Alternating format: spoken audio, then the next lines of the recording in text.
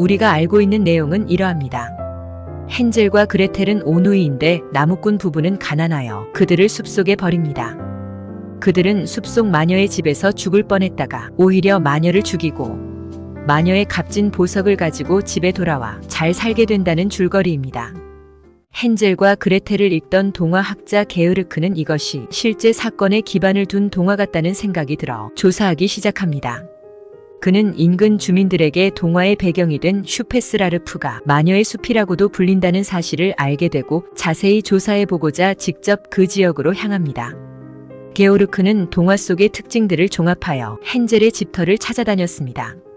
집터가 있을 것이라 생각한 곳은 도로였고 프라이부르크 도로 건설 회사로 찾아가 기록을 살펴보았습니다.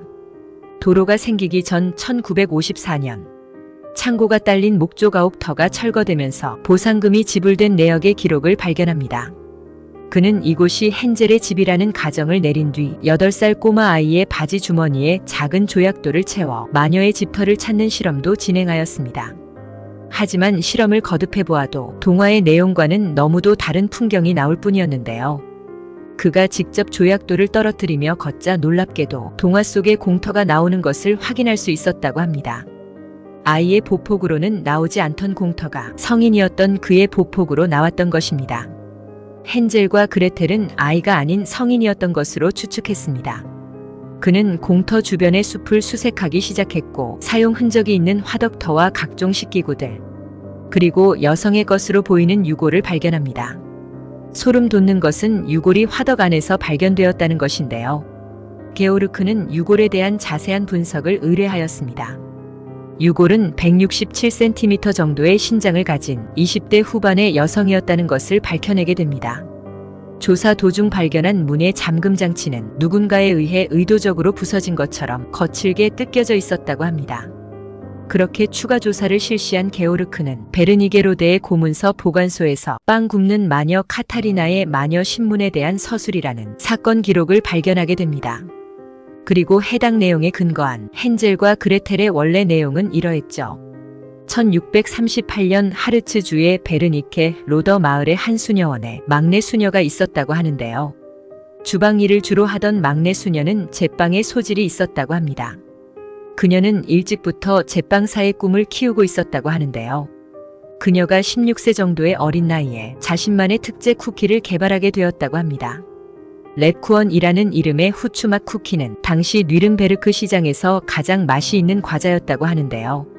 소문은 금세 퍼졌고 브란덴부르크의 궁정 제빵사였던 한스 매칠러의 귀에도 이 소식이 들어가게 되었다고 합니다.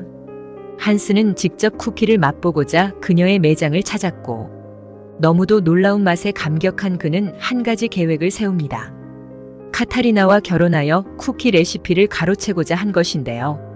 궁정 제빵사로 두각을 드러내지 못한 그는 이 쿠키가 궁정 내에서 자신의 입지를 확고히 만들어줄 것이라 생각했다고 합니다. 그는 계획을 곧바로 실행에 옮겼지만 카타리나는 생전 처음 보는 남자의 고백에 의구심을 품고 청혼을 거절합니다.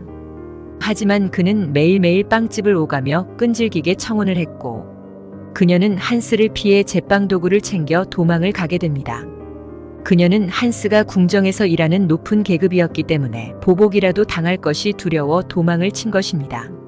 그녀는 야산의 빈집에 숨어 한스 소식이 들려오지 않을 때까지 숨어 지냈다고 하는데요. 이렇게 그녀는 숨어 있는 동안 더 맛있는 쿠키를 만들기 위해 레시피 공부를 했고 기존 쿠키보다 더 맛있는 쿠키를 만들어내는데 성공을 합니다.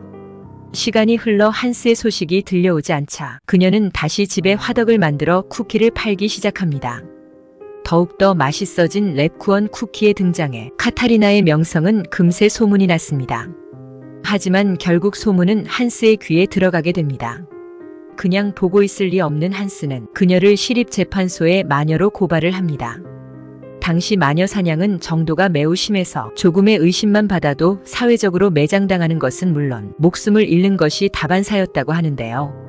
결국 카타리나는 1647년 7월 15일 겔른 하우젠에 위치한 이단 신문소로 넘겨지게 됩니다. 그녀는 고통 속에서도 끝까지 결백을 주장했고 이 모든 것은 한스의 모함이라고 주장을 합니다. 오랜 시간 동안의 고문에도 그녀가 마녀임을 부정하자 결국 풀려나게 됩니다. 이 소식을 들은 한스는 극심한 분노를 느끼게 되고, 한스는 한밤중에 자신의 여동생 그레텔 메틀러와 함께 카타리나의 집으로 향합니다. 한스와 그레텔은 집에서 쿠키를 굽고 있던 카타리나를 목 졸라 죽이고 시신은 화덕에 넣어 증거를 인멸시킵니다. 이후 이들은 랩쿠언 쿠키의 레시피를 찾기 위해 온 집안을 뒤졌으나 결국 찾아내지 못했다고 합니다. 하지만 이러한 내용은 게오르크 단 한 사람의 조사와 증언으로 이루어졌다 보니 신빙성이 떨어질 수도 있다는 의견이 있습니다.